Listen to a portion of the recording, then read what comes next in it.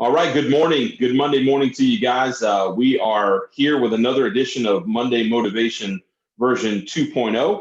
I told you guys on the first Monday of this year that I thought it would be much more impactful to, instead of me sitting here staring at a camera just talking to you guys, instead introduce you to some of the people that I've been blessed to have in my network, people that I derive my motivation through, and just have a little dialogue and find out more about them and the things that motivate and inspire them. And so today, especially with it being Dr. Martin Luther King Jr. Day, I thought that it would be really relevant for me to bring this gentleman on. He is literally one of my best friends in the world. He is a great mentor. He is a great advocate. He does amazing things in this community. And so today I wanted to have a conversation with my good friend, Mr. Ed Narain. Ed, how are you, buddy? I'm good, Chris. If you didn't call my name, I would have thought you were talking about somebody else. And where's the intro music? Somebody, you would have thought I was talking about somebody way more important too, right? I almost started looking around. That's a good intro right there. When the person doesn't, they're like, that can't be about me. Yeah, right. Well, Ed, I really, first of all, I want to thank you. I think you're the perfect person for this platform. And, I derive so much motivation and inspiration from you. I think so highly of you as a person, as a community servant, as a husband, as a father, as all those things. And so I just want to talk about some of those things today, but why don't we start with the thing that is most topical, with today being, Dr. King Day. Just tell me a little bit about what Dr. King means to you and some of the things in your life that have derived from his words and his wisdom. Well, Chris, first let me say you gave me a great introduction. In all seriousness, I mean, you're a great friend, and I appreciate you inviting me to be on your show here to talk about, just whatever, right? We were talking earlier about just talking about whatever's on our mind, and today being Martin Luther King Day is especially important because I think in light of everything that's happening in the world, we have an opportunity to live up to the values that he talked about, right? That he preached on, that he tried to tell us. And they're very, very simple things. They're not difficult at all. We're talking about loving one another, doing unto other people as we would want them to do unto us. And to make sure that we're looking out for the quote unquote least of these, right? All biblical principles, actually, they're all religious principles. I don't know any religion that has anything to say about hurting other people, right? It's always about loving other folks like you would want to love yourself. And that's the lesson that I take away from Dr. King more than anything else. We have to remember that he was a very, very young man at the time of the Montgomery bus boycotts, and he didn't come seeking that out. He was asked to lead.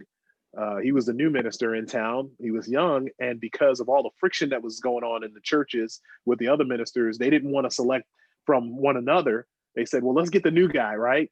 Nobody has a problem with him. And the new guy turned out to be Dr. Martin Luther King.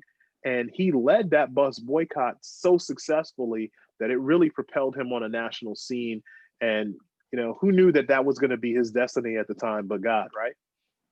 That's amazing. And so when we talk about being called to lead, of all the people in my inner circle, I mean, you're definitely the one that first comes to mind. A lot of people watching this today may know that, you were former state representative and you had a life in politics and may again one day, wink, wink. All right, yeah. I thought you were going to shoot that down. Great. You let me sneak that one in. Awesome. You didn't see my face, right? I'm like, what are you talking about? No, I'm staring right at your face. No, but, even all the way back to college and maybe even before that I don't even know about, you've always been in that role of leader. I mean, where does that come from and how did you get started on that sort of leadership journey and political journey? So thank you for that. I will tell you that I've always felt in my life, I've never done anything going out like, oh, I want to be in charge of this or I want to be in charge of that, right? I think those opportunities have always kind of come to me in the sense that I'm not going to sit there and allow an organization that I'm a part of to fail. And I'm definitely not going to let it fail because we don't have proper leadership. So if there's a vacuum, rather than just go along to get along, I'm going to stand up and say, okay, guys, this is what I think we need to do. And I've kind of been blessed in that people have taken me seriously and listened and been willing to follow. So, for most of my life, whether it be on the athletic courts playing basketball back in the day in high school, or in college, where being a member of the fraternity gave me a lot of leadership skills that I took on to becoming president of the student body, to now being in a leadership role on my job. It's really about doing the things that need to be done and not necessarily waiting for somebody to tell you to do them, but just doing it. And eventually, I think, like in the story of David, if you go all the way back to the Old Testament, I think it's in Kings, when you get caught doing a good job that you're supposed to be doing in that moment, you know, your anointing, whatever it is going to be, is going to meet you where you're supposed to be if you're doing what you're supposed to do. Don't ask me to re-say that. No, I won't, but it's what you just said about Dr. King. I mean, literally, Yeah. that's what you just described about Dr. King. What was your first ever elected office?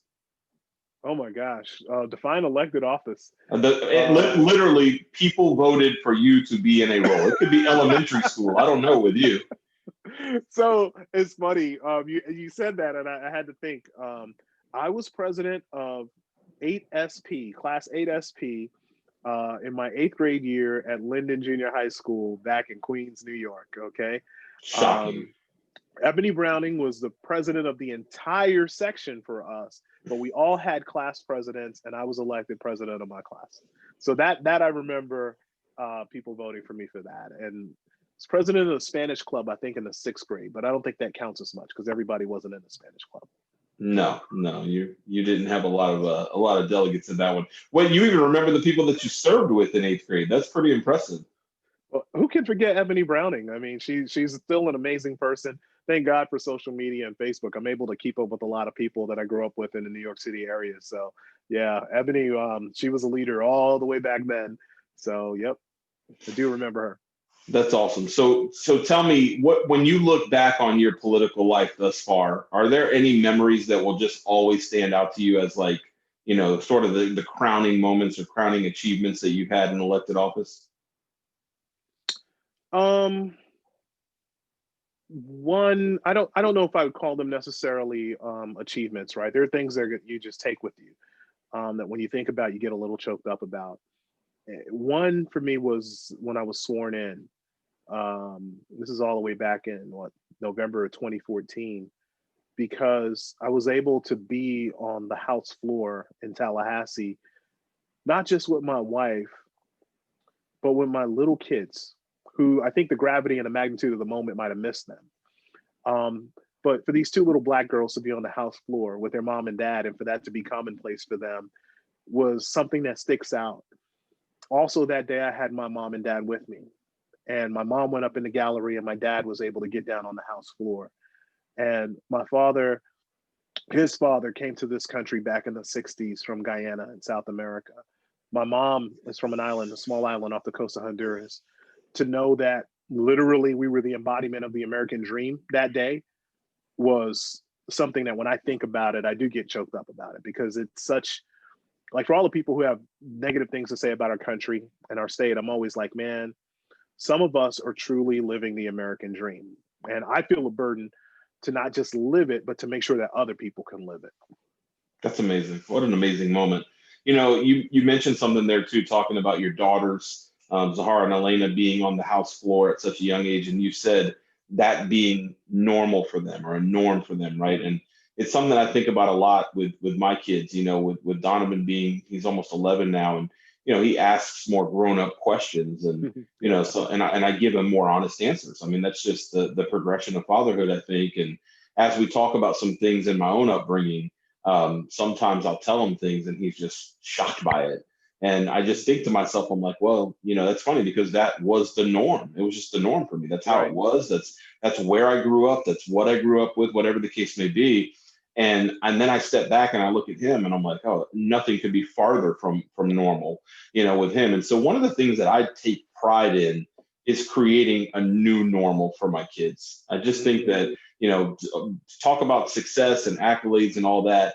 I mean, it's really far less meaningless than what it is that I'm able to help build and provide for my kids, you know, along with my wife. And I'm guessing you feel similarly. I do. And the irony of what you just said was, when I was dropping the girls off last week to school, it was last Wednesday on the 6th, and it was right after the Georgia state elections. And you know, I was having a dad moment, as they tease me about this. They're like, Dad, you're always preaching this, but whatever. We're in the car and I'm like, hey girls, I said, I just want to tell you, last night, Reverend Warnock won the US Senate, which means a Black man from Dr. King's home state that preaches in the pulpit that he used to preach from is going to the U.S. Senate to represent the state of Georgia. I said, and in John Ossoff, you have a young white Jewish male representing the state of Georgia in the U.S. Senate. In anything they vote on for the next 2 years, the votes will be decided by a Black woman. Girls, you can do anything in this whole wide world. Call them up and ask them. That's what I told them. And that was at 8:15 in the morning. Of course, we know by 2 o'clock that afternoon, we saw a totally different thing on our television screens as, you know, a lot of these white supremacists and terrorists basically stormed the Capitol, you know, with the whole stop the steal nonsense and ransacked it. And, you know, it just made me think, like, for as far as we've come, for everything that I said to you earlier about opportunity, especially for people of color being out there, it's still so far away for so many. Like, we still don't have the equitable society that I'd like to see us get. And there are people who are hell-bent on making sure that never happens. And that's frustrating, man. That's frustrating. There are people that are hell-bent on making sure that it does, though. And you're one of them. And that's the thing. I always try to remind myself of that. You know, no matter what the goal is, you know, there's always going to be ally forces and opposition forces. And, you know, God willing, the ally forces will ultimately win. You know, you talk about January 6th, you know, you and I ended up on the phone together that afternoon and watching the coverage of what was happening. And, you know, there was a moment where I kind of got off the phone with you somewhat abruptly. And the reality is I was just overcome with emotion. I got to a point where I just couldn't really talk anymore. Like, I couldn't even process what was happening. And I'll say this, I don't know how it happens, and probably because I just instinctively call you on some kind of subconscious level. But when I think about major, you know, emotional happenings in our country, and there have been so many of them in the last, you know, 8 to 10 months, I almost always associate you with them. And one of them is, you know, after the killing of George Floyd this summer, I spent so much time talking to you, and I greatly appreciate you helping me to even keep some semblance of sanity during that. But, you know, for me, it was so hurtful and painful for me as a person, as a husband, as a father, as a protector, as a provider. On so many levels, I just felt deflated, for lack of a better word. I stopped doing these Monday motivation videos at that time. The last Monday motivation I did of 2020 was the first Monday of June after the George Floyd killing, and I addressed it. I got emotional, and then I just couldn't do it anymore. I couldn't find or feign motivation for others when I was just trying to figure it out on my own. And, you know, how did that affect you? And I know some of the answer, but I'd like you to share some of it. Because in some ways it was a very challenging summer. So the question, how did it affect me, or how is it still affecting me, right? Good point. I think for all Americans at the time, it was something that we're watching for almost 9 minutes, literally watching a murder happen in front of us and nobody's doing anything about it. And not just any murder, but from someone who embodies what we're supposed to be able to put our trust in. And so I always say, you know, for a lot of white Americans, it was eye-opening. They were like, oh my God, I can't believe this is happening. For a lot of Black Americans, it was like, yeah, it's happening every day. We've been telling you about this. And so for me personally, obviously it was extremely distressing. It made me so angry. It still makes me angry when I think about it, when I think about the other officers who kind of just stood there and watched it. And I'm not blaming law enforcement. You know my background, you know my family's history with law enforcement. But something should have been done. A duty to intervene should have happened in that moment. And then in the aftermath, I understood the rage of that community because I think a lot of us felt that rage. For all the protesters that went out and said enough is enough, both Black and white, which was amazing to see.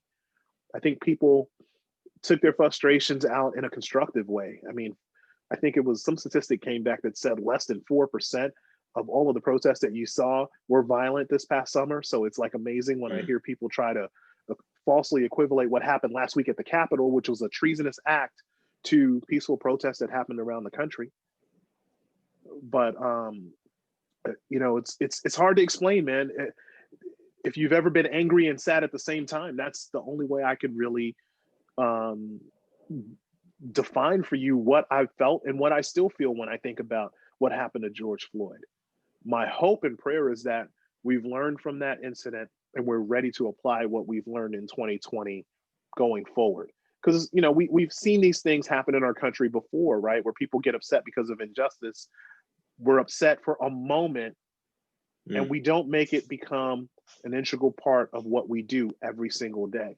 So all the calls for improved diversity and inclusion, both in corporate America and in the private, and in government and in boards and just in our country, if we had a call for it and then we don't see the fruit of it a year later, did it really all matter? And I think that's the challenge for us going forward is, you know, have we learned the lessons of 2020 and are we actually applying what we learned to make things better? Yeah, and I personally maybe somewhat naively feel like we have and we will. I saw too many people, like you mentioned it earlier. You talked about, you know, how white Americans, that was kind of like eye-opening, you know, for them that moment. And you and I had a conversation over the summer where it was like, you said to me, I'll never forget this conversation.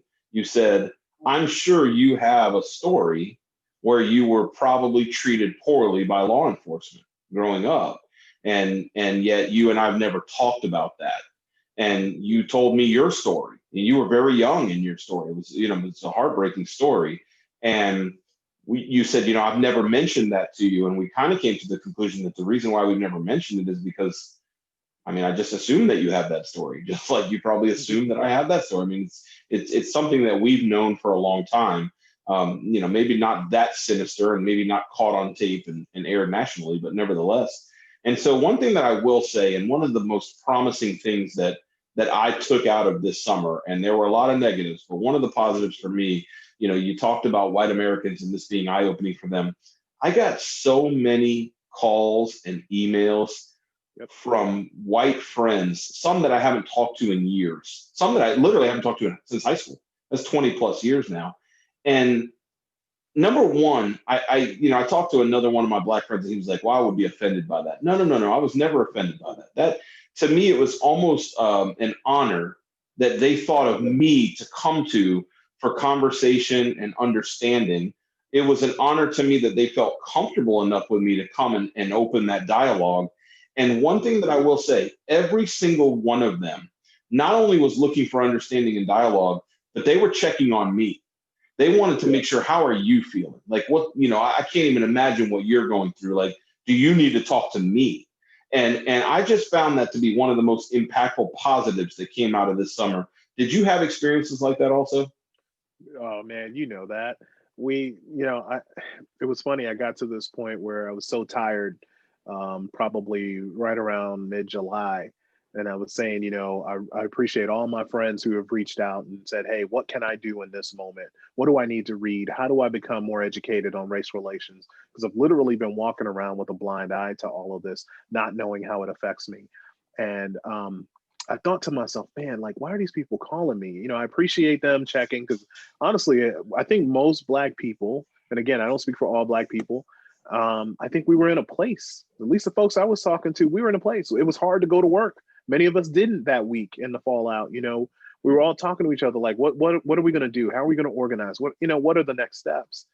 And I appreciated folks reaching out. I really did. And I felt like in that moment, I was able to be a conduit to say, hey, you know, check out these resources and maybe you should be contributing money to this organization.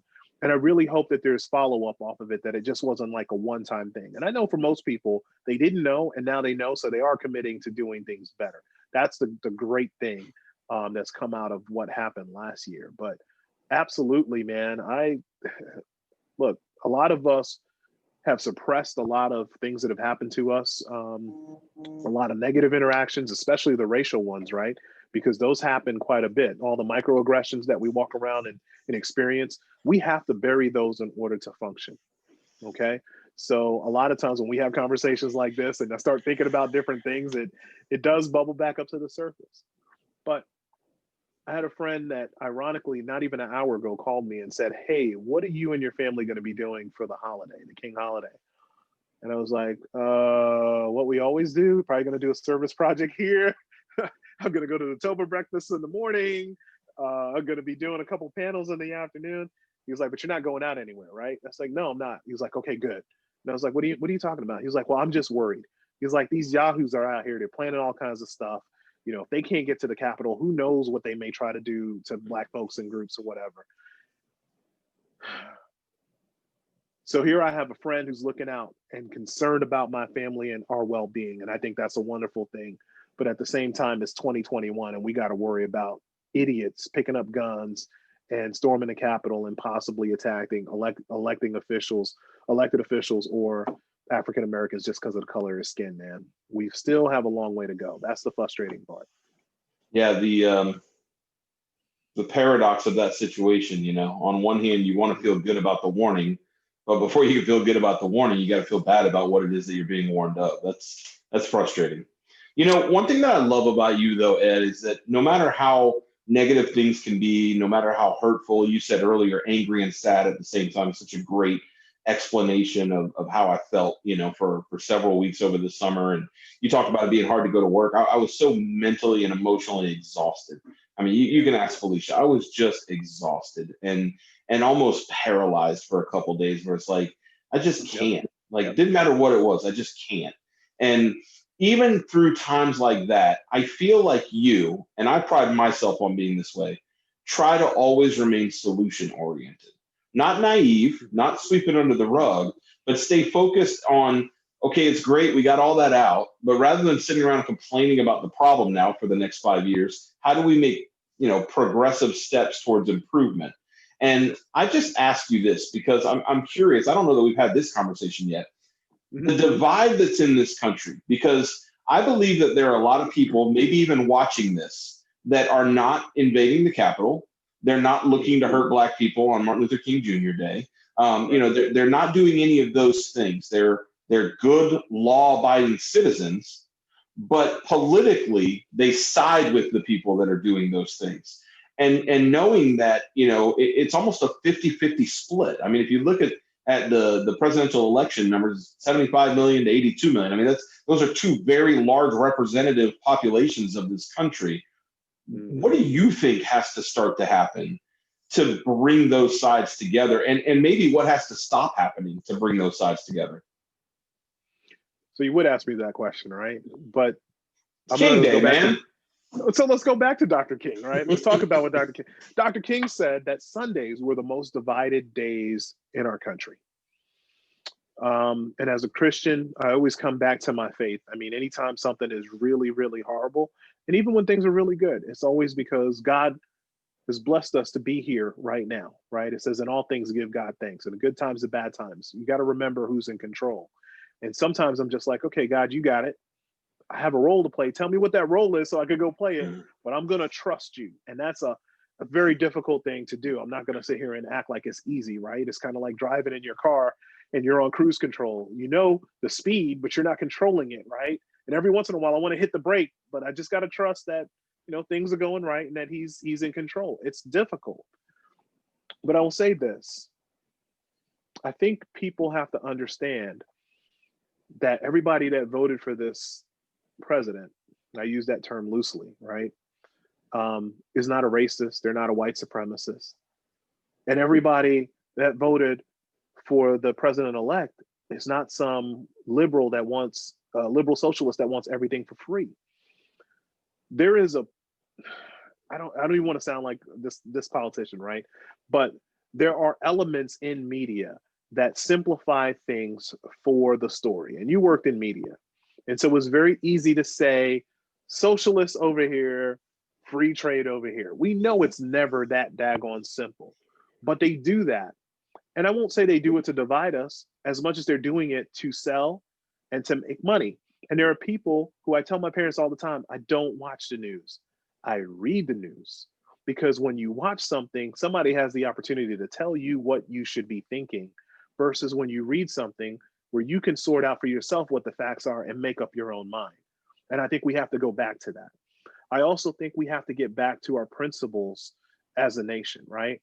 And we have to ask ourselves, is this really an opportunity that anybody can benefit from? And if it's not, why isn't it? And how do we make it so, right? So in other words, if you were going to buy a home you're going to buy a house in a community that you know is zoned for a good school. If you wouldn't buy a home in a particular part of town because you know the schools aren't good, then we have a problem. And you shouldn't just say, I'm just going to ignore that. That's somebody else's issue. That's all of our problems, because we should be able to live anywhere. So I think we've got to get back to our faith. We have to stop thinking about just ourselves and start thinking about others, and stop turning a blind eye to everything that goes on that doesn't directly affect us, because you never know. One day it might. It's not, look, I don't have all the answers. I'm just telling you how we think in my household and how we try to approach things. I don't want to, it's like I said, I can go on and on about this topic. I'm not going to. I just want people to remember the words of Dr. King, to always think about the least of these. Anybody can be great because anybody can serve. Those are things that Dr. King says. So when we're out there volunteering, it's not an effort for greatness, but it's an effort to make things better for other people who may not be as fortunate as we are right now. Because you never know when that page is going to turn, and it might be you on the other end. I don't know, Chris, man. It's just the way we were raised. It is, and also I think the sum of our experiences and how they've kind of molded us into who we are today. And I think what you said is really important, though, and I feel the exact same way. And I know there are some people that don't want me to feel this way. I think some people either want things to remain divided for one reason or another, or some people are just still really angry or really hurt, and they're not ready to say, yeah, maybe we need to lower the temperature a little bit and try to put ourselves in other people's shoes. Some people just aren't willing to do that yet. There's profitability in division. Oh, I know. That's something I've been saying that like for years, right? When you really think about it, having people divided, you can sell them a message, and I'm not talking about just media. I mean, look at political consultants, people out there that make a living just off of dividing and finding who the voters are. And I think we kind of have messed up as a nation because we started looking to our political leaders to become our moral conscience. And that's problematic, because politicians thrive on being able to divide people to win elections. They don't do a very good job of bringing those people back together after the election is over, is the problem. So how do we get back to where we were? Well, going back to what Dr. King said, we got to figure out, where can we worship together to start, right? We work together. We might go to school together. When the work day is over, when the school day is over, we go back to our respective neighborhoods and we don't interact again until Monday, right? What if we started to worship together? We're all worshiping the same God, right? I'm just saying there's some basic fundamental things that we have to get back to, or at least get to, right? Because we haven't always been multidimensional in our church worship, for example. Well, I'm ready for it. Again, like you said earlier, I know people, people that I care about very deeply that, voted for Trump or voted for Biden, and it just doesn't define them as people. Like, that's the thing that you said that I couldn't agree with more. Like, if you voted for Trump, it doesn't mean that you're a racist, white supremacist who wants to storm the Capitol, doesn't accept the outcome of the election. I mean, one of my dear friends is a Trump supporter, and I called him one day because I'm comfortable enough with him to have this conversation. And I said, just, do you believe that the election was a free and fair election? And his answer was yes. I mean, that's the thing. Like, no one gets labeled that way. One of the things that bothers me so much about this society, and it's not just in politics, but I think politics is where you see it the most, is this thing where everyone has to be labeled. Like, you either have to get in that box or that box. Everybody's got to pick a side. And I've been saying for years, like, life in the middle is great. Like, please come join me, And I think there are more people than we're willing to maybe accept that are closer to centric than they are the extremes. But somehow we focus our eyes to the extremes. What is different between now and 2004 when George Bush was elected for a second term? What's the major difference? I have more gray hair. That's a huge difference. 2004, I was a good looking man. I don't know. You might be able to sell that to Felicia. I don't know about the rest. How dare the rest you? of us watching. How dare you? Social media, man. And yes, we're using that as a platform to communicate right now, which is wonderful. And it does have the ability to bring us together. But what social media has done is given everyone a voice. And that's great. Everybody has a voice. But it also could be a little harrowing because everybody has a voice. And so you really start to, how do I say this? There are people you have worked with for a long time and you had no idea what their political, religious, or any other views, the things that he told us to never talk about in the workplace, politics and religion. You'd have no clue what they were if you just went to work, went home 5 days a week, took off for the weekend, and then repeated. But because of social media, people can amplify their opinions on everything. And that is like, whoa, I didn't know you really thought that way.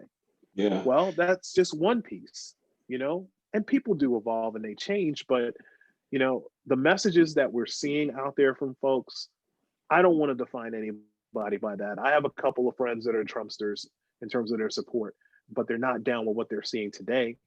And I have had lifelong friends, I mean, my whole life that have been Republican conservatives, despite me being a Democrat, that are good friends. We've had disagreements on policy and on principle, but we're not going to shun each other because we have different political views. And that's, I think, the biggest difference. Social media has made it, you're either in this camp or you're in that camp. And by the way, you can't be friends with people that are in that camp. That's the most ridiculous thing I've ever heard. Well, you said, you know, there's profitability in divisiveness. And at the end of the day, it's, you know, the enemy of my enemy is my friend. Well, you can't have an enemy if there's no division. And, you know, it's funny when you talk about that 2004 election, I was working in a newsroom in 2004. And so because I was working in a newsroom, I heard every single detail of it all day long, but no one else did. So I'd meet up with my friends and go get a drink and go out to dinner and say like, hey, did you hear what happened today? And they're like, no, what happened? That doesn't happen anymore. Everybody's living in a newsroom now. It's just that the newsroom is social media. And you just touched on something right there too. I think if you're not careful, you will find yourself drawn to people that you otherwise never would have been friends with just because you align with the things that they put on social media. You live in an echo chamber. And vice versa. There's people that you would have otherwise been great friends with, but they posted or shared something that you didn't like or don't agree with. And now, oh, well, I'm going to unfriend that person. Unfriending is like the dumbest concept in the world, by the way. But again, I've always felt like, you know, 20 years ago, I didn't know who you voted for. I didn't know what your religion was. I didn't know what you thought about taxes. I didn't know any of it. And man, did we get along great. Not you specifically, obviously, but just in general. And man, I had some great friendships. And now all of a sudden we've peeled back the layers of everything. Everyone's bearing their soul and being passionate about things, no matter how irrelevant they are. And now we have to decide on those topics and those points of view, whether or not we're going to be friends. And it's so damaging. It's stupid. And, you know, here's the thing. I mean, we've raised the idea of political affiliations as being, you know, a deal breaker for friendships, ultimately. And that just doesn't make any sense to me, right? Affiliate with whatever party you want to affiliate with, vote for whoever you want to vote for. I will say this, though. There does come a time when you have to look at people's support in the face of facts of a candidate or a situation, and then you have to make an evaluation as to whether or not you're properly aligned with that person. And I'll give you the example. You know, there were people who, you know, in the wake of all this nonsense going into the 6th, were very much like, oh, let them raise their objections. It's a part of the process. Fine. But after what we saw with the ransacking of the Capitol, anybody who could sit here and say that's a part of the process and that's okay, and I stand by those people and what they did, I don't know that we can necessarily be friends. I'm going to be very honest about that, because to me, that's not a party issue. That's not a Democrat, Republican, Independent, none of that. That's an American issue. That's a character issue. Capital. That's a character issue. Thank you, Chris. Our capital was raided. We had treasonous flags like the Confederate flag paraded around our capital. That is not okay. And if you can support something like that, then we probably should reevaluate our friendship. No, there's a line. I'm right. There's a line like there isn't anything. And I will say this: the people that I know that voted for Trump or support, you know, today's Republican Party, not one of them will tell me that was a good thing. Not one person will tell me that what happened on January 6th was a good thing. And if they did, or they're hiding it from me, it'll come out at some point, and it'll be, you know, that's a deal breaker for sure. Good. One other thing that I saw that was really cool, and I don't even know if we've talked about it. You sent it to me, and I loved it. But what happened a couple months ago with Elena and Common on stage? I mean, I felt I was beaming with pride, and it's not even my daughter, man. You want to talk about that a little bit? I think that was so awesome. It really was awesome. It was it was a divine event, man. That's the only way I can explain it, because it was something that manifested the night before. In that I was talking with Representative Finchers Driscoll on the phone, and she was saying, "Hey, did you hear Common was coming?" And I was like, "Yeah, it would be great, if Elena could get on stage. She's been running around for 2 months singing this song, right? Because she heard it and she just loved it, and she kept learning. And every day, Daddy, I memorized this word. Listen, listen." So I'd listen. You listen to your children, right? And so she's practicing this song, and I said to Finchers, it would be amazing if she could get on stage. Well, the next day, of course, the rally happens. I go there. I'm on a conference call. I'm finishing up the call in the parking lot. He's finishing up his concert, so I'm not even seeing it. And I walk up, and holy cow, here's my daughter on stage with Common at 4:30 in the afternoon. I'm like, holy cow. And it wasn't, listen, I'd never heard the girl perform the song as good as she did that day. So yes, I'm a proud dad. I'm a super proud dad. But I mean, there was something divine about her getting picked out of that crowd and identified by him to say, hey, come up. And then just killing that song the way she did when she did it. It's just, I couldn't have scripted that, man. It was just amazing. Two things that stood out for me. Number one, in the beginning, I only saw the video that you sent me the first time, the cell phone video. I don't know if Monica took that or whoever took that. But later there was like official video that was posted from the event, and you sent me the link to that. And I didn't realize until I watched the second video that he just spotted her. Like he spotted her in the crowd singing along and was like, you got to get up here on stage. I mean, what a moment. And by the way, good job missing it, pal. I saw the video. Look, first of all, I missed his concert. I caught her portion, which is the most important piece. Like, come on. You just admitted that she was on stage when you walked up. I know, but she didn't do her verse yet. So I caught it all. And on my video, all you hear is yeah in the background because I'm so excited to see it. But it was just a tremendous thing. Well, it was. And the second thing that I was so proud of her and it really stood out to me was the courage.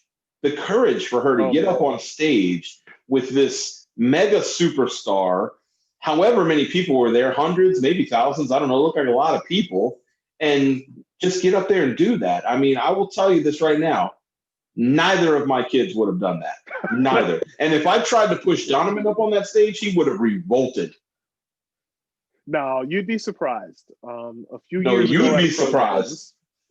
No, I listen, a few years of program, she had a thing to do and she practiced it well all week. And then she got up on stage. She started out strong and then she froze and she ran off the stage and came over and, we comforted her and everything. And it was like, okay, maybe show business is not in your future. But then to see her get on the stage impromptu and just crush it like that, she grew out of that stage fright. Now, was she afraid? Yes, she was hyperventilating. You could see her breathing heavy. Like as a dad, I'm looking at her, I'm like, come on, baby, you can do this. And then she started hitting and I was like, man, that's amazing. Just know, I always tell my kids, it's okay to be scared, man. Nobody knows that you're scared when you're up there. I'll be honest with you. Every speech I've ever given in my life, I've been shaking in my boots on the inside, but nobody on the outside could tell. So yeah, well, do it scared. It is Motivation Monday, so I'd be remiss to not say that fear is the ultimate motivator. Yep, you sound like Mickey and Rocky. Yeah, well, there you go. Hit the one in the middle. Hit the one in the middle. And I really appreciate this so much. Hey, last thing, I just want to talk a little bit about your community efforts, and we can even give a little plug to AT&T because a lot of your community efforts are done, through the company that you've been with for 20 plus years now. Long time, right? It'll be 19 actually in April. 19, yeah, almost. It's an awesome career that you've created, and some of the positive impact that you guys make in this community, both you and your family personally, but also you through the efforts of AT&T. Just talk a little bit about that and what that means to you to be able to make such an impact here locally. So, look, I'm in a dream position, right? And I always remind my mentees that I did not get here overnight. That, for every check presentation you see me out there doing, there were months on end when I was plugging away, working for the company, whether it would be as an account executive or later on as an area manager, trying to hit goals and hit numbers. And I think it's a combination of always giving your best and reaching the height and being the best at what you do in those old positions and living right and doing the right things that I was blessed to move into this role about 6 years ago and move up, several rungs. And so I really do feel fortunate to work for a company that allows me to pursue community endeavors that help people. Forget about our company and helping our brand for a second, but actually make an impact on people. Earlier today, we were able to present a $5,000 check, for example, to the Tampa Hispanic Heritage Group. And all $5,000 is going towards scholarships right now. It helps kids at Hillsborough Community College that are first time in college. And that's so huge, man, to think that, through a recommendation that I made, we're able to help a kid go to school that, like me, didn't know how he was going to get the money to go to school almost 30 years ago. So I really do feel blessed. I feel like I'm in the role God wants me to be in this moment at this particular time to serve his purpose and the purpose of the company at the same time. So I'm one of the luckiest people walking on the planet. How many events do you think you do a year? Pre-COVID? Yeah, pre-COVID. Yeah. Back when you were allowed to do events, Pre-COVID, I mean, I would have to say between, my professional obligations and the personal work that my wife and we all are engaged in, easily 150. I mean, there's got to be no less than 3 a week, I would say, that we're engaged in. We've got a lot of commitments, but we're really trying to help people. Not that we're even, and I don't want anybody to walk away from this thinking like we're sitting here on stacks of dollars and we just got it made, because we don't. All right, I know your financial advisor. You know what? He's a good guy, but I'm thinking about making a change in the upcoming. I'm just joking. How dare you? No, honestly, we take what we have and we try to help other people with that. Years ago when we started the Black Leadership Network with some other friends, with Ashley Butler and Jerry Bell and Tracy Muir and Andrew Frazier. I mean, it was all conversations we were having with Luz Randolph over lunch, came up with some ideas, put this together, and boom, you find this grant that, basically we applied for and got through the Helios Foundation that took our little $150,000 and blew it into $4.3 million. Wow. So instead of helping 10 kids, now we're able to help 50 kids every year get through school debt free. I use that as an example often because it really came out of our willingness to give, other people's willingness to give with us. And then boom, we were able to attract even more money to do even more good. So what you start with little could turn into a lot. And I always say, as the Bible says, how you manage a little will determine how you manage a lot. So start small. That's the second time today that you've said do more good. And it reminds me of the slogan of my friend and mentor, Pastor Michael Carter, who was on last week's Monday Motivation. He says, all I want to do is do more good better. And I just think do more good better is a pretty simple yet profound statement. I like that. That should be an email tag somewhere. Do more good better. Do more good I like better. That. Or a bumper sticker. Yeah, a t-shirt. I still have a t-shirt that says I'm with Ed, and that will never change, my friend. Oh, thank you, sir.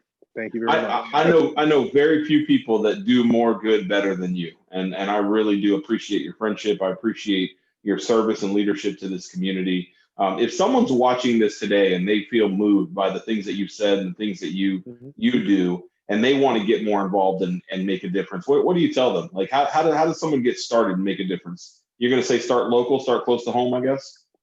Start local, start close to home, start small, start where you are. People think that you have to be a part of some major organization or at the head of the table in a leadership role to make a difference. When I was growing up, the church that we went to, we would go out on Saturdays in the dead of winter and feed homeless people on Bowery Street in Manhattan. And I'll never forget, it was a homeless guy I was talking to. We would pray for them. This man turned around and prayed for us after we were done. And he said something that I believe to be true. He said, because of your work here today, you'll never go hungry a day in your life. See, your family will never go hungry a day in your life. And I believe that was a prayer and a blessing that he put on us that day for the little bit that we were doing, a little bit of time. So anybody out there who's looking like, how do I get involved? Man, there's so much going on around us. It might just be as simple as cleaning out your closet and figuring out what's good that you can give to somebody else. Start small, but just start. Yeah, I'll end with this. You and I have a couple mutual friends that do some pretty large scale giveaways, especially during the holidays. Orlando Davis with not Wild 94.1, who does Orlando's Toy Drive, and Thaddeus Bullard, who does A Joy of Giving. And I mean, they're impacting tens of thousands of families at Christmas time. And I remember a couple years back, you talk about cleaning out your closet. Our home was just overrun with toys, and just all, I mean, barely used stuff. My kids get a toy, they play with it, and then 2 weeks later, my dad comes over and gives us something new, and so we had all these toys that were like new, and we just wanted to get rid of them. And kudos to my wife and my oldest son, Donovan. The two of them made a collection. I mean, a pretty sizable collection. And my wife packaged them up in like these gift baskets, made them look beautiful and festive. And Felicia went through Facebook, through some of the moms groups that she's on, and found needy families that didn't have the means to purchase toys for their kids for Christmas. And she arranged to meet up with them and handed them to them. And, it was probably 7 or 8 families. And I always think back to that because I'm in awe of the work that people like Orlando and Thad and even you and AT&T, I'm in awe of all of it. Thank you. But the reality is I do know this. I know on that day, on that Christmas 3 or 4 years ago, the efforts of my wife and my then 6-year-old son meant everything in the lives of those families. And to me, it's like, maybe we didn't reach 10, 15,000 families, but the ones that we did, it absolutely meant everything. And I think you're right. Start small, start local, and make a huge impact, within a small area. Amen. I love you, brother. I appreciate you doing this, man. Love you too, man. No Hey, problem. I hope that 2021 is the best year you've had yet. I wish you the same, sir, but so far it looks like 2021 is just wearing a wig that 2020 slapped on and snuck into the year with. I don't know. It's 2020 with those glasses that have the mustache on it. Yeah, pretty much. And I appreciate you doing this, man. Thank you so much. No problem. Happy King Day.